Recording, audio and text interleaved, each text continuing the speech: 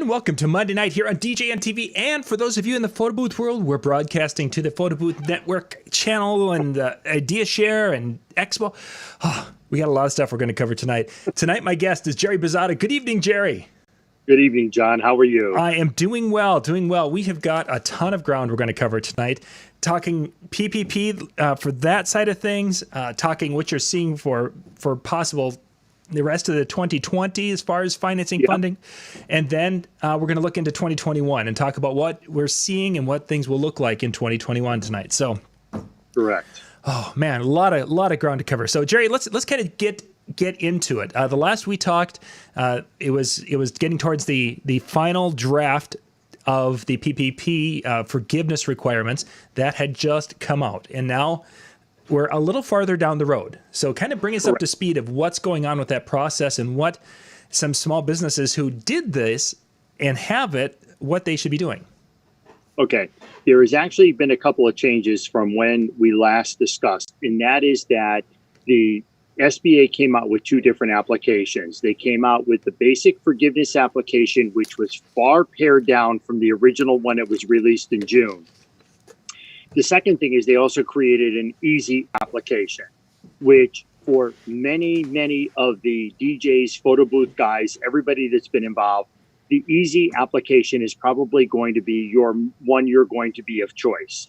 So right now, the SBA has not started accepting the forgiveness applications. They don't plan to open up that portal until probably August 10th, if not later. My speculation is they wanted to clear out the EIDL loans. They wanted to make sure all those were done. They wanted to make sure the last of the PPP applications, which they expire August 8th, go through the process. Now, at my particular bank, we've already started alerting customers by sending them links. A lot of your banks are going to require you to do this via online. So they're going to look for you to complete the application through some type of link and also provide the supporting documentation. I was on a test basis for some of my clients in looking at the PPP program and looking at how this is all going to work. And let me give you some of what we validated or what we've looked at so that it will help many of you out there as you go through this process.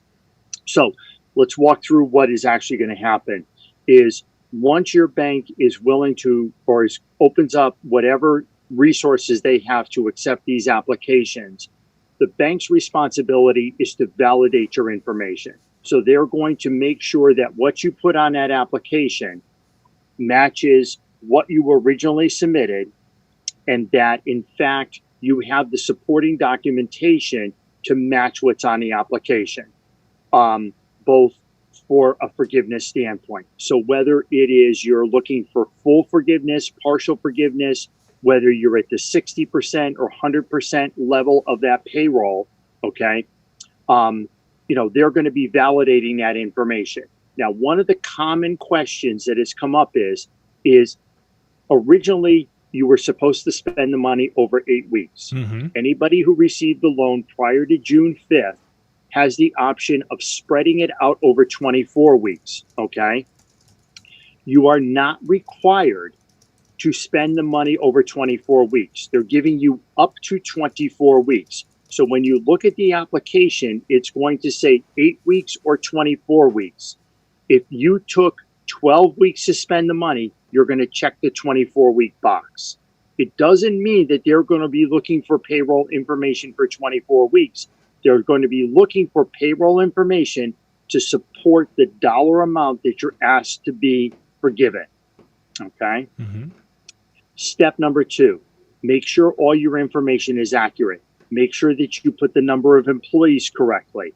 Now, for most of us, we have 1 or 2 employees. We're not getting into massive full-time equivalents or what they refer to as FTEs. But if you've had a 25% in reduction in the full-time equivalents to what you first put on the original application, you're going to have to justify that. I don't think anybody listening or who's going to hear the replay may run into that situation. So you need to be accurate and fill in each box correctly. We find some of the common errors are not putting in your loan number, so that is on your original signed note that you signed electronically. Mm-hmm. the number of full-time employees that should match what you put on the original application. The biggest stickling point for the banks is you're going to have to support the money that you spent via third-party statements, okay? So let's take, for example, and we'll break it down to its simplest level. You're a sole proprietorship. Right. You receive the money. You paid yourself by transferring or writing a check from your business account to your personal account. You're going to need a copy of every one of those checks, and you're going to need a copy of your bank statements. If you used a payroll processor, you're going to need a copy of the payroll processor's payments or the direct deposits for the covered period. And covered period means how long are you declaring that for? So if your covered period is for 10 weeks, and you're going to often see that term covered period, 10 weeks, your payroll report should reflect 10 or more weeks worth, 10 weeks of worth of payroll that should match to your application. Okay. So a lot of what you're going to get kicked back from the banks is if you don't have that third party information, the bank is not going to validate your application and move it to the SBA. Okay. If part of what you're asking for is rent payments, mortgage payments, interest payments on business loans, utilities, you're going to need a copy of the utility bill and the canceled check. Or if you have it paid electronically out of your bank, a copy of your bank statement. As long as you have that third-party information, you will be fine and the bank will be able to validate your application. Everyone needs to be aware the bank has up to 60 days to validate your application. So the more concise it is, the more accurate it is, the faster it's going to go through the process. Mm-hmm. Once the bank validates the application, they're going to say, yep, all your information is complete. This is what you told us. They're going to send it. They're going to send a certification back to you that you're going to certify that, yes, I'm in agreement. The bank has reviewed this information and yes, all of it is accurate. Once that happens, it's then going to go on to the SBA. And the SBA has up to 6 months to make the determination whether or not your application is forgiven, your PPP loan. All right. Mm-hmm. So, again, it's really, I can't stress enough the applications that I've been seeing come through during the test models. A lot of it was we were not getting the third party information. Sure. Okay. And in some cases, we got more than what we needed, and that's great. If you want to send more than what you think is there because you're not sure whether they will accept it, send it along. Okay. The other point is you do not have to apply for the forgiveness right at the end of your covered period. Okay. You have up to 10 months from the date the money was dispersed to you to apply for the forgiveness. Okay. All right. I also want to make one other point clear. If you decide to wait and wait and wait, once the forgiveness is granted, you are still going to owe the SBA interest on that PPP loan from the date you were issued the money to the date the forgiveness is granted. So once the forgiveness is granted, let's say you receive the money May 1st and you're granted forgiveness September 1st. Okay. You're going to owe interest on that $10,000 for June, July, August, and August, 3 months worth of interest that you're going to have to pay. Interesting. Okay. Right. So that in order for the forgiveness to be granted, you're going to have to pay the interest that's due to the bank for that loan. Okay. We don't know exactly how that's going to work, but we want to make people aware of this because they're going to go, well, my loan was forgiven. Yes, the principal portion was forgiven, but you're still going to pay the interest that's due to the SBA for the time that money was outstanding. Jerry, any idea what that interest rate is going to be that they're going to utilize on that? Depending on when you applied, the rate of interest, it was at 1%. Okay. So, I mean, it's not big dollars. On $10,000, 1%, you're talking $100. Mm-hmm. So it's not huge, but again, It's part of the forgiveness is going to be paying the interest on the time that you allotted to use the money. gotcha. Okay. Okay. So that will be there. So yes, the loans will be forgiven, but you still have that interest that you have to pay. So just recapping, start to put your paperwork together. You're not required to go the full 24 weeks. Your covered period is whatever period it took for you within that time frame of applying for the loan. So Excellent. okay. I did not know the interest side of it, so that was Yeah, definitely that was something new, John. That excuse me. That was something that I didn't realize until we started getting into the weeds on the whole forgiveness program. And it was something that was in the original. And we went back and then started to look at the notes that were generated. And yes, we found them within the notes. So, so that is a piece that a lot of people are not aware of. So, but again, at 1%, it's not a huge. It's not like no, you're paying no. $1,000. If you applied for a $2 million loan, yes, that's going to be a lot more to suck up. But again, it's all relative to the situation. Right. It's all relative. Yeah. So once a person's, I mean, for a lot of people, they use the PPP this summer, and of course, some sole proprietors, we had talked in past shows where they had the unemployment thing all working together. Now we're getting to the point where the PPP stuff is all done. They've already paid themselves, and that money's probably been spent. The unemployment thing has kind of been spent and dealt with. Now we're going to get into fall, and in many parts of the country, I hear DJs every day. I'm hearing them. No, I just did my last wedding, my only wedding for 2020. What have you been hearing? Anything that's going to be coming down the line for small business people to really help keep the entertainment industry or any small business person alive for the next 9 to 12 months when there's really not much income coming in? Yeah, there's a couple of things that are happening. We are continuing to allow further deferments on mortgage payments, and we're capitalizing the interest. So instead of you having, say, a 3-month or a 6-month deferment on your loan, that interest is being capitalized. So the banks are really being pushed by the regulators to really kind of take this into consideration. So I've just started my second round of deferment with many of my clients. So number one, if you've got a loan on your business, talk to the bank and again, continue to seek deferments. You don't want to seek refinancing, but seek deferments, or also seek, hey, can I get 6 months interest only? We're doing a combination of the both, where we're continuing to grant deferments, and then we're going to go back and say to them, okay, you want to go 6 months or 12 months interest only until the cash flow comes in. We're okay with that. Let's kind of walk through that process, John, because Sure. I think everybody needs to be aware of what the banks are looking for. In order for us to grant that, we need to know that there's a level of viability to your business. And we're just not prolonging the inevitable that this business is going to close. Okay. So in the recent round that I did, my clients provided me with projections going out 13 weeks, going out to the end of the year, talking about what they have. So DJs, photo booth people, start putting together a prospectus of what you've got coming in income for next year.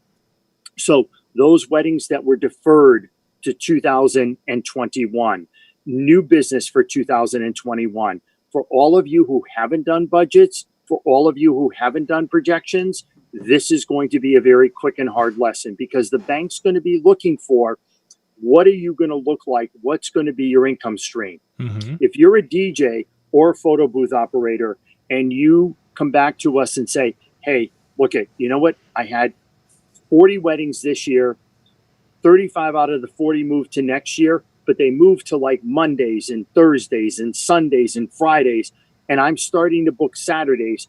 I may now have to do 60 weddings next year or 50 weddings next year, but this is what my income stream is going to look like. This is what I've gotten booked deposits and contracts. That's going to make the banker feel comfortable, and we'll say, okay, fine, we'll give you another 90-day deferment, and then let's go interest only on that mortgage on your business condo or your warehouse or your equipment, that equipment loan that you have.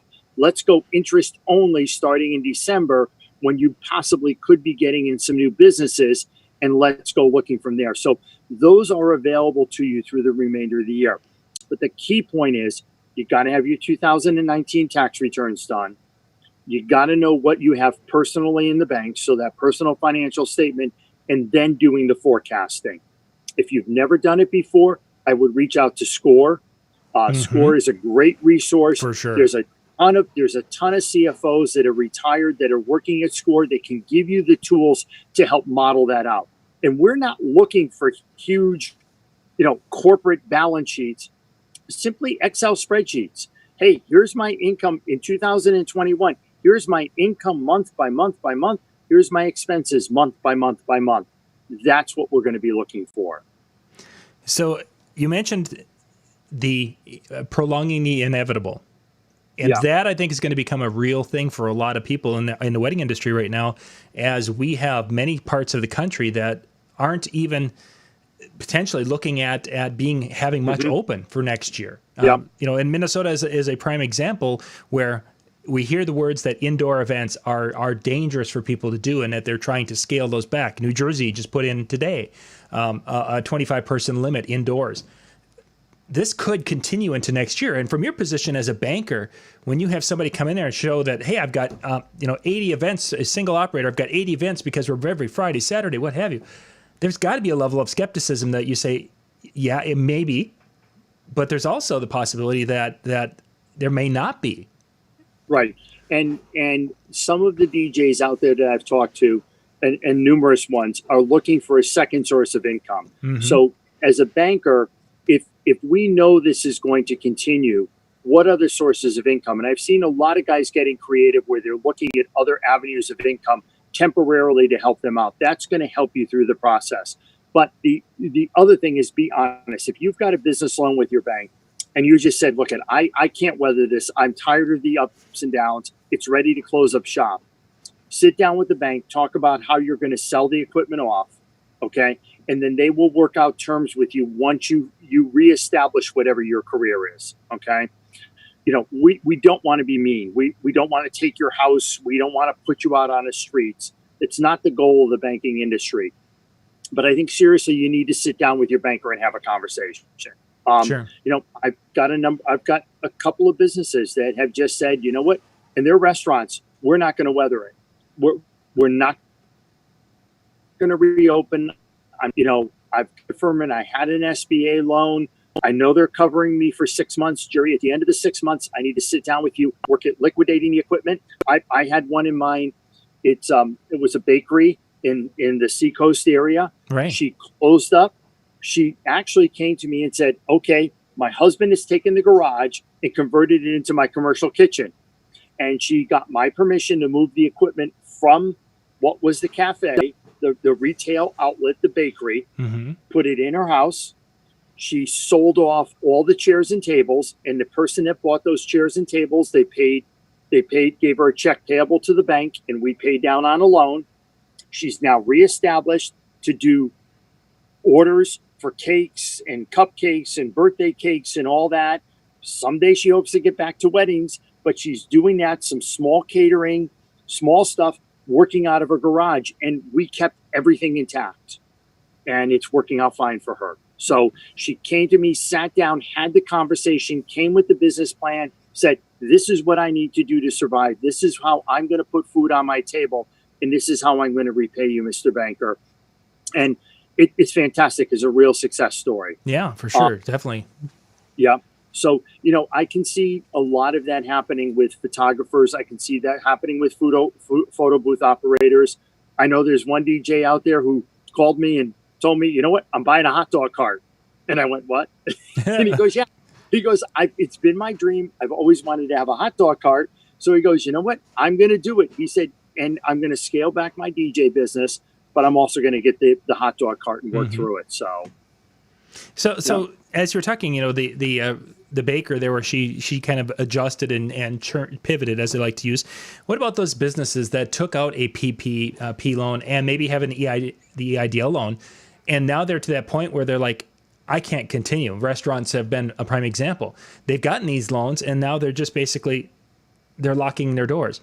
What ends up happening with some of these government loans that have been put out there? Well, the first of all, the PPP loan, if they've used the money prior to locking your doors, yes, they're going to go through the forgiveness process. The EIDL loan, they ultimately sign for it both business wise and personal wise. They have to repay that back. Okay. So at some point, there's going to be, once we get through this pandemic and we start to flush this out, there is going to be a position of, okay, how do you repay us? How do you get back? Do we know if this pandemic continues? And I've had the opportunity to be on several calls with Senator Collins. They're looking at this. How do we help these out? And for those who were in the main market area, and even in New Hampshire and Massachusetts, I put out there that one of my conversations with Senator Collins, you originated the PPP program. I'm asking you, we've got to do something for the wedding industry because this is beyond our control. We're not wanting to do this. We're not wanting to help people and make their dreams come true. But we're restricted by the guidelines of the federal government, the state mandates, whatever they would be. Right. She's fully aware of it. And preliminary, I understand they're working on some other relief packages. I've heard some things thrown around about a second round of PPP, but restrictions for businesses that truly cannot operate and making it more streamlined. So we'll see over the next coming weeks what happens. And I think it's very fluid. We just, as the business owner, you have to kind of keep your chin up, start looking towards 2021. And what can we do to get through this? I mean, we all know September, October, everything's been crashed. We know the limitations. We hear about the resurgence. We're dealing with the schools. At some point, we've got to get to that level of, okay, let's look forward to 2021. And that's what I'm telling a lot of business owners. Start focusing in on 2021. What can you do? Will we see some of this stuff rising up? I'm getting inquiries for smaller weddings now. And I think as we look at in part of our presentation is what do we see happening in 2021? I think you're going to see smaller, more creative, more tighter venues. I have a wedding October 10th. They were going to be in a venue and it's Point Sebago. They said, nope, you can't have it indoors. We're shutting the facility. They ended up finding the River Queen boat in Naples that can hold 100 people. It is compliant, and they're going to have the wedding reception on that, and they're going to a friend's backyard for the ceremony. I think we're going to see people being much more creative with that. I think so. And I don't know about in your market, but we're seeing venues that have indoor facilities that are basically just kind of mothballing that and starting to look at adding big outdoor structures, tents of, more semi-permanent tents for 2021. Correct. And yeah. And I think if we can get to that level where we're comfortable with 200 people outside and you can have dancing and you can have a bar, I think that's where people are going to feel more comfortable. So when we talk about a transition, I think it's going to be more outdoors in 2021. I think a lot of the venues that were able to have 300 and 400 person gatherings, I think those are going to be mothballed till 2022. It's very interesting. I had two couples that I've been talking to. Both of them don't want to commit because they don't know if these restrictions continue. Right. Are they going to move to 2022? And I think we're going to see some of that with the 2021 weddings. I'm not going to put my vendors through this. Let me step back. Let me wait a little bit. So I think we're still going to be in a year of transition. I think we're going to be in a year, 2021 is going to be a little bit of an influx. I think we will see the return, but I don't think we're going to see us to the level that we saw in 2019, 2018, not till 2022. One interesting thing that I've had here in the last couple of weeks with conversations around here is brides who had initially moved to 2021 from 2020, and now they're having second thoughts. From the standpoint, they're like, we're just going to cancel next year. We're just going to go and do a small 10-person backyard thing, and that's it. Just so they can get on with their lives. I've heard that phrase from my clients who have either canceled or what have you, that getting on with their lives. And I think we're going to see probably between now and Christmas a rash of those as people are looking like 2021. It won't happen either. Let's just deal with it. And who knows? New Year's Eve could be a huge night for weddings at home. Yep. And I think the other thing too is our people just look at, let's get through the wedding and then maybe we have a party afterwards. Maybe we have a year later, we have sort of a re-ceremony again. And I think that's going to be a resurgence of, hey, we had our wedding. A client of mine, his daughter did get married in the backyard. And he said, we're going to wait till 2021, and hopefully we can have the 250 people at a place in Bedford, New Hampshire, if they will allow it.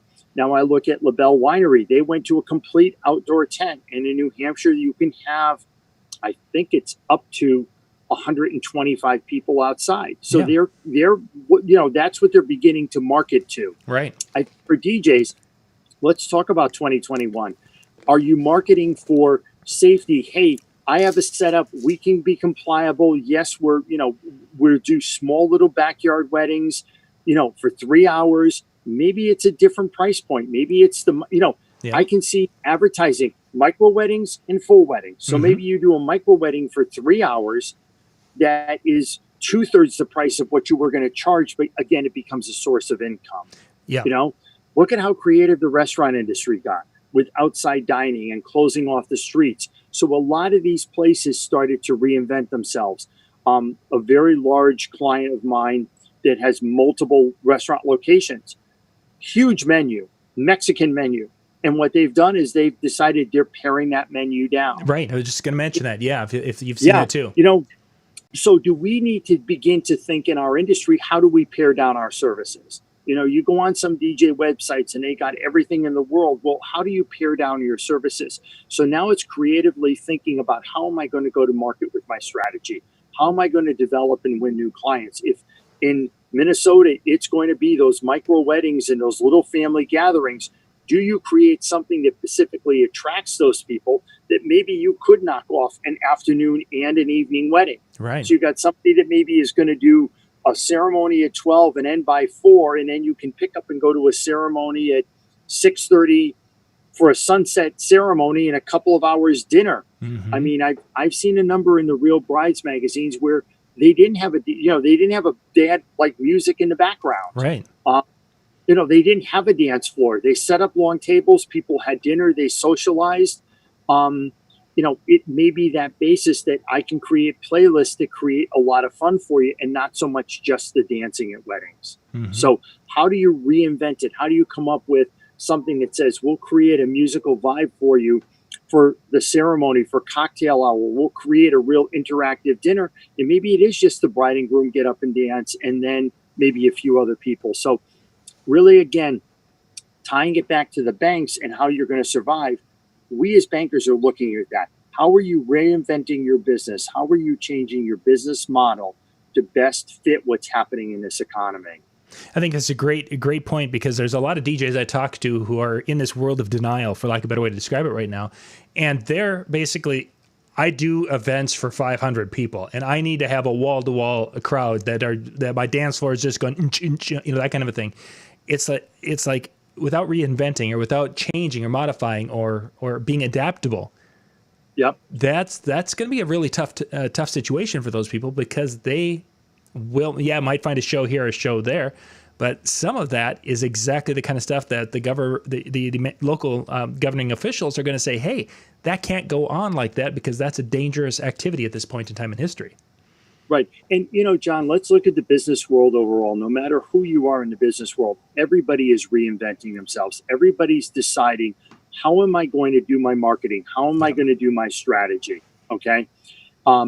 There's a surf shop here in Agunquit, and the owner knows everybody's going outdoors. Well, he had a small little, it was called Hooks, and it was outdoor sort of Baja type food. He said, Jerry, I didn't open it this year, and I'm going to make that a paddleboard shop because people are going after paddleboards. Right. Okay. Yeah. He said, I can't keep them in stock. Everybody's going towards outdoor recreation. So, again, thinking about that, if you're a DJ and you have to have 500 people and you have to have a dance floor, you may now be the dinosaur for the next 2 to 3 years. Yeah. Okay. But the DJ that's comfortable, and I like some of the posts that are out there where, excuse me, the DJ created this small little ceremony setup, the portable speakers, hey, I'm doing the streaming, I'm creating playlists, we're doing this. That's where you're really going to survive, and that's where it becomes a different world. It's very hard in the society we're in today, where for 10 years we had this tremendous run of a great economy. Yep. And yes, I saw so many people get into the industry, and everybody wanted to be in weddings, and everybody saw the value that you could bring to these couples. And there are many, many talented people out there. But I look at DJ Aga, who DJs at a place called Main Street, and it's not about seeing the people on a dance floor. For him, it's people sitting at the table enjoying the music that he's playing, what should be sort of like the cocktail drinking hour. Yes, they have to close at a certain time, but yet he's very satisfied at what he's doing because he knows that's the new norm for him Right. for the coming months, you know? And we have to look at that, photo booths. Are you okay going to somebody's house? Is hey, the advertisement out there, we're safe, we can create a special type atmosphere for you, open photo booth. Hey, you don't have to worry about COVID. Maybe it's a family reunion, maybe it's something up at the camps. However you're going to do it, start seeking those new avenues of revenue where it will be completely different. I mean, I'll tell you now, for DJs, photo booths, camping out there is unbelievable. I have several campgrounds in my portfolio, and they are seeing banner years. Huge. Because people want to be outdoors. So, here's your opportunity. Begin to market to those people, see where people's trends and where their lives are going. That will help you tremendously. Yeah. Yeah. And I think we talked about this, and you mentioned a little bit that sometimes you're going to be taking a little bit less of a paycheck per event for the period of time. Yep. Is it, would you call it survival mode that we're in right now? Or is it, compared to maybe last year when we was a profitable mode? Yeah. I mean, that's the best way I could describe it, I think. Right. And John, you and I have been around long enough. We're in an economic recession, if not close to a depression. Okay. Mm-hmm. Yes. We learned to get into survival mode. We in the banking industry, we're in survival mode. Yep. I mean, with the low interest rate environment, we've lost significant income. We're in survival mode right now. We know we have to make loans. We also know we have to reserve for loan losses. So every industry is doing it. Restaurants are doing it. They're in survival mode. And so you have to think along those lines of what's going to get the next check, what's going to get the next dollar in my pocket so I can put food on the table. Yeah. The egos and whatever else you thought was business operating over the past 10 years, you now have to change. And it's something, again, I spoke about over the past year. At some point, this growth, this bull market is going to come to a halt. Did we ever think it was going to be the pandemic? No way. But you know what? It's been an eye-opener for a lot of people who have said, wow, I never really thought I'd be in this position. And it's difficult. It's extremely difficult. It was just about a year ago that you used those exact words that this bull market wasn't going to continue. I sat in the front row and heard you say it, and I just looked around the room and people were like, "What is he talking about? This is going to go on forever. I'm going to have 2020 I'm going to make so much money." Yeah. Whoops. Yeah. Oops. So but, let's again, go ahead. Again, it's thinking about if you want to do this, and there is. And I'm going to say this as a banker for 30 years. Okay. There's no shame in any business owner going, you know what? I know I just can't make it. And I have to shut my doors and take a break. And I'm going to look at something else and maybe go back. Or I've done this full time for 5 or 6 years. It's been great. But, I'm going to go to a part-time basis. And I think every industry, we're going to look at it. There's so many restaurants out. I believe 40% of all the restaurants across the United States are not going to survive. Well, there's going to be probably 30 to 40% of our industry that's not going to survive. Mm-hmm. Those that do survive have re-engineered themselves so they can be able to master and go after what they need. So, Jerry, we got a great question here from Mike. Thank you, Mike, for the question. If you guys do have questions, by the way, put those down into the chat, whether you're on Facebook or on YouTube. Mike asks, when he goes out to a restaurant or the hair salon, the prices have actually have gone up, and he's wondering why us as entertainers are we're headed down we're going the other direction and lowering our prices. What's your thoughts on that? It's a hard call. People recognize the restaurants have raised their prices. They've raised their prices because they've had to do things differently. Okay. Hair salons, yes, they've got to have the PPE. They can't have people in the lobby. They've got to do cleaning in between.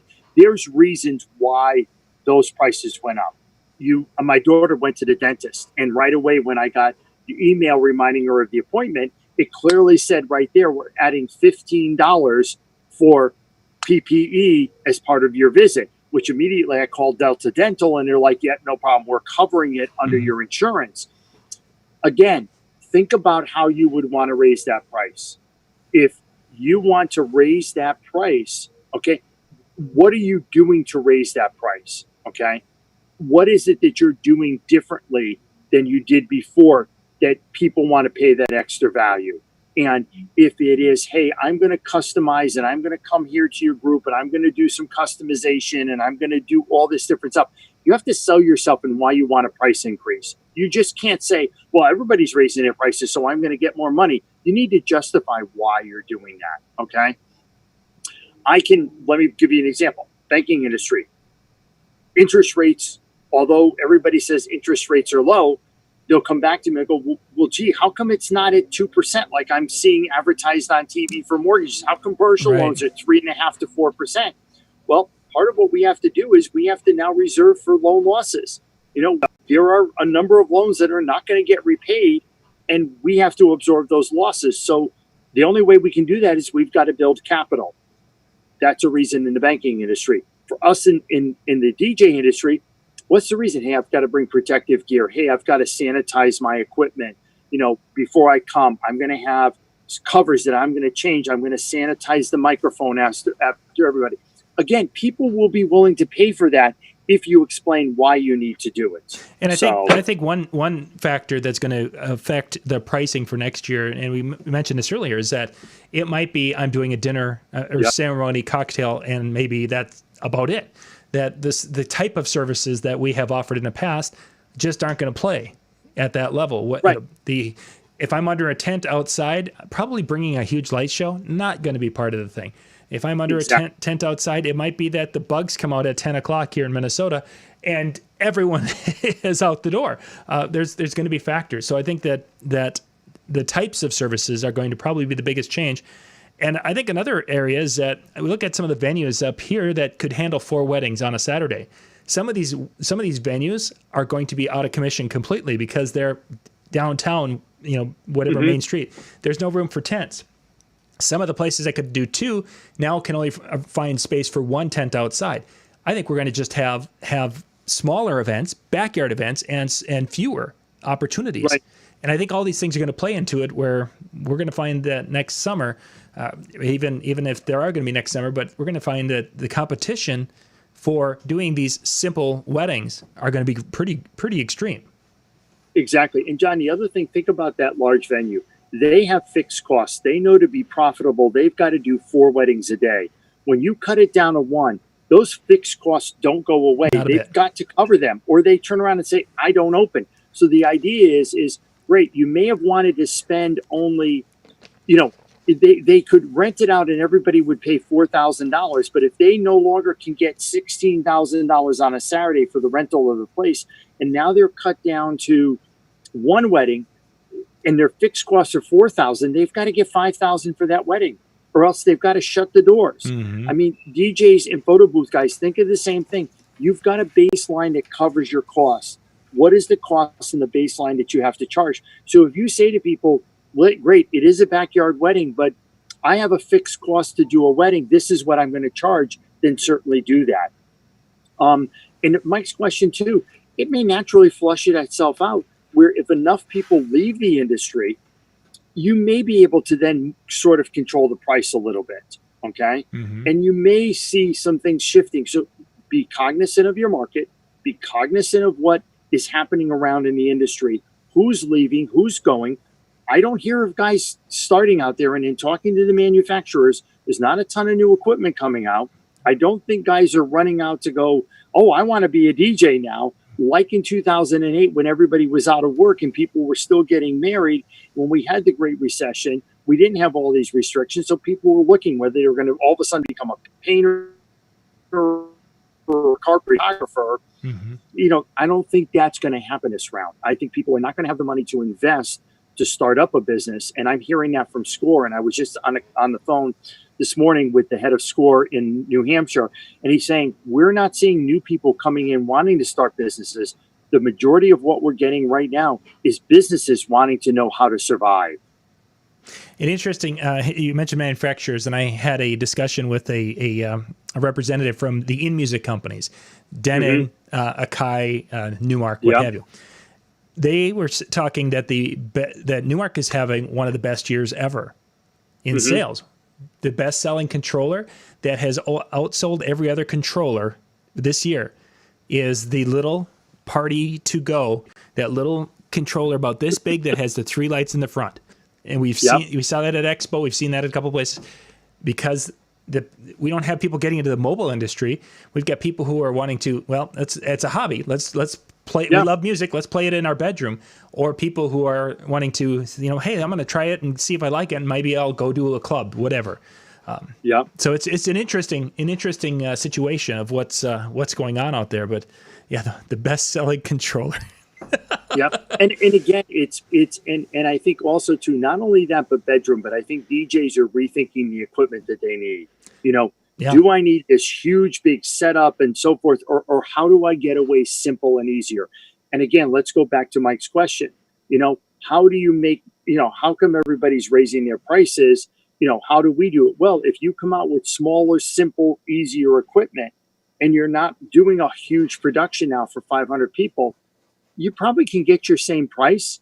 It's just you're now rethinking is how do I do it more cost effectively? Yeah, really you could add that and make the same rates go further. And again, that goes back to understanding your finances and understanding your business. It's not just about raising prices. And again, don't compare our industry to the restaurant industry. The restaurant industry isn't comparing itself to the software company, and the software company is not comparing itself to the manufacturing company. Stay in the lane of our industry. What is our industry doing? And you have to accept what is generally happening if you want to be in that industry. Yeah.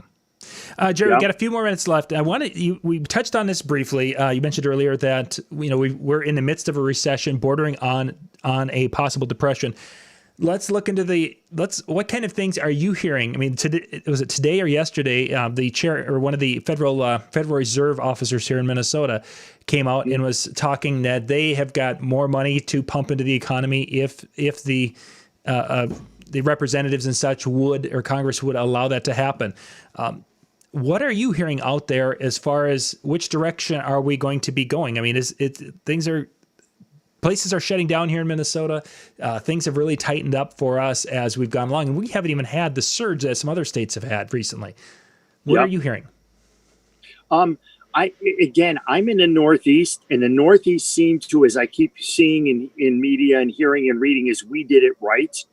But what I really think is businesses continuing.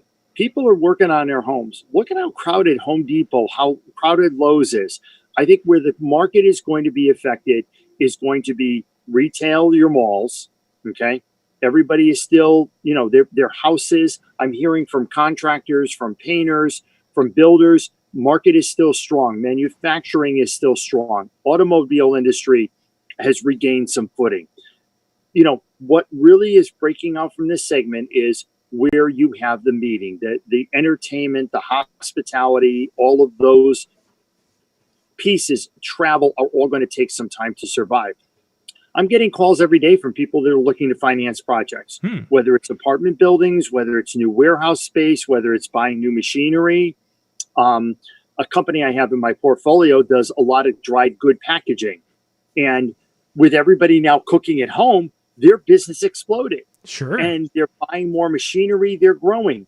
I have a brewery that created an outdoor beer garden to deal with it. And he just called me and said, I need more tanks where people are buying more craft beer. And I thought craft beer was the one that was really going to get hit in this downturn. And no, they're doing strong. We know of a couple of distilleries that are starting to expand. So there's segments of the market. Are banks lending? Yes, we are. But we just want to make sure we're lending for the right reasons. So loans are out there. We're actively hunting as lenders. We're actively looking for new business. People are looking for investment real estate. The horrible things you hear, oh my God, rental market and 28 million people are going to be evicted. I'm not hearing that. I'm hearing from renters that people are paying their rent. I'm hearing from renters that they're not having problems. And some of them have large portfolios of rental properties. Wow. They may have a one-off here or one-off there, but what their one-offs are people that they knew were a problem prior to the pandemic. And just use it as an excuse to continue. They're using it as an excuse. So I think we're going to continue to expand pharmaceuticals, what you're seeing out there in the presence. I mean, stores are having to rebuild themselves. Businesses are still thriving. Small retail is still thriving. Malls are going to become dinosaurs. More of those spaces are going to go away. Yeah. It was interesting. We saw today that Gentleman's Warehouse declared bankruptcy, Joseph S. Bank, because everybody's working from home. Nobody's going to get dressed up, wake up in the morning, take a shower, put a suit on, and then go down to the family room and start doing the business for the day. Mm-hmm. But we're also seeing businesses want to see me back out. So the suits are coming out of the closet. The ties are being pressed and the white shirts are being cleaned, and we're moving in that direction. So I think that's a positive. Yeah. Excellent. Jerry, we got to wrap things up. Thank you much for being here, my friend. Great information. And thank you guys for being with us and some of the questions and chat. You guys had some great thoughts and such on that tonight.